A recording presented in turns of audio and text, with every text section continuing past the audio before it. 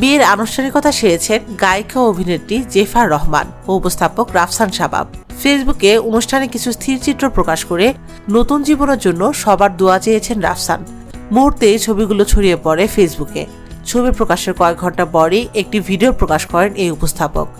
এই ব্যাপারটা লাগবে, তাই না? এই জিনিসটা লাগবে, এটা করতে পারতেছি। Happy birthday. যেখানে গায়ে হলুদ থেকে বিয়ের মিষ্টি কিছু মুহূর্ত উঠে এসেছে। ভিডিওটি শুরু হয় রাফসান ও জেফারের কবুল বলার মধ্য দিয়ে।